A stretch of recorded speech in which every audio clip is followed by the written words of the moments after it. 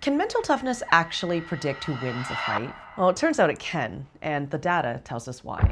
In 2023, Behavioral Sciences published a study by Mojtahedi and his colleagues showing that mentally tougher fighters were calmer, more confident, and performed better under pressure, accounting for about 21% of the performance differences between athletes. In fact, earlier research in perceptual and motor skills by Tarian, Slade, and Chapman and colleagues found the same pattern. Fighters with higher confidence and lower anxiety were far more likely to win, with prediction accuracy reaching 79%.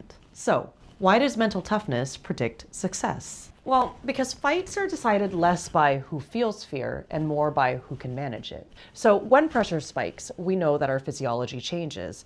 The heart rate surges, your vision narrows, your decision making, it slows. Well, mentally tough athletes, they regulate those reactions. They keep arousal in the optimal zone. They're focused, but not frantic. And this is where the 4 C's of mental toughness come in, as defined by psychologists Peter Clough, Keith Earle, and David Sewell. So first, you have control, which keeps emotion and physiology steady enough to think. Then you have commitment, which keeps effort consistent through fatigue and doubt. The 3rd C, challenge, reframes stress as information, not danger. And then you have confidence, which sustains belief long enough to execute. So together, these mechanisms, they protect performance under stress. They don't make a fighter stronger, they make their strength usable when it matters most. In The Sports Psychologist in 2013, Peter Jensen found that MMA fighters defined mental toughness as